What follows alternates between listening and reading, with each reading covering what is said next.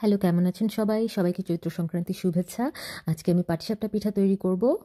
প্রথমেই একটি বোলের মধ্যে আমি 3 টেবিল চামচ চালের গুঁড়ো এবং 3 টেবিল চামচ ময়দা নিয়ে নিচ্ছি এবং এটাকে লিকুইড করার জন্য আমি ইউজ করব ক্রিম এবং দুধের একটা মিশ্রণ, সেটাও আমি 50-50 পরিমাণে নিয়ে নেব এবং সেই মিশ্রণটা দিয়ে আমি লিকুইড করব। আর আমি জায়গ্রি সুগার ইউজ করছি, নন রিফাইন্ড জায়গ্রি সুগার সেটা ইউজ করছি। আপনারা চাইলে গুঁড়ো ইউজ করতে পারেন, সেটাও খুব ভালো একটা অপশন, কিন্তু রিফাইন্ড সুগার যেটা হোয়াইট সুগার ওটা প্লিজ অ্যাভয়েড করার চেষ্টা করবেন আপনারা সবাই। আমি নিজেও সেটাকে অ্যাভয়েড করি। ওটার টেস্টটাও যেরকম এগুলোর থেকে খারাপ আর স্বাস্থ্যের জন্যও খারাপ। এখন ব্যাটারটা খুব স্মুথ যাতে হয় সেটা সেভাবে তৈরি করে নেবেন এবং তারপর আমরা এখন পুর তৈরি করব।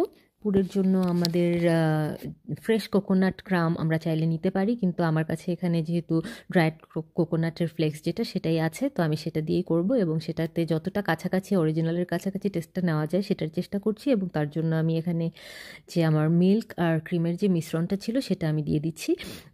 পুরটা আপনাদের পরিমাণ মতো মিল্ক দিয়ে আপনারা চাইলে এটাকে আর ঠিক করে নিতে পারেন। তো আমি যতটুকু দরকার পুরটাকে টাইট করতে ঠিক ততটুকুই দিয়েছি, আমি এক্সট্রা কোনো মিল্ক দেইনি, তো সময়টাও এখানে বাঁচে। আর সাথে সেম সেই জায়গ্রি সুগারটাই দিয়েছি মিষ্টি করার জন্য পরিমাণ মতো। আমি একটু কম মিষ্টি খাই, তো আমি কমই দিয়েছি, আপনারা চাইলে বেশি কম দিতে পারেন। আমি 3 টেবিল চামচের মতো দিয়েছিলাম মিষ্টি। এখন একটা একটা করে পিঠা তৈরি করে নিচ্ছি। আর আমার ভিডিওটা পছন্দ হলে আপনারা যদি কানেক্টেড থাকতে চান, নেক্সট ভিডিওগুলো দেখতে চান, প্লিজ চ্যানেলটাকে সাবস্ক্রাইব করবেন, লাইক করবেন এবং আপনাদের বন্ধুদের সাথে শেয়ার করবেন। এখন পিঠাগুলোকে একটা একটা করে আমি তৈরি করে নিচ্ছি এবং এটা আপনারা এয়ারটাইট বক্সে করে ফ্রিজেও সংরক্ষণ করতে পারেন, বেশ কিছুদিন খেতে পারেন। 3 থেকে 4 দিন আপনারা সংরক্ষণ করে খেতে পারেন, ফ্রেশ ফ্লেভার থাকে। পিঠাগুলো নরমই থাকে, ফ্রিজে রাখলেও খুব ভালো হয়েছিল খেতে। ধন্যবাদ সবাইকে, খুব ভালো থাকবেন সবাই, সাবধানে থাকবেন।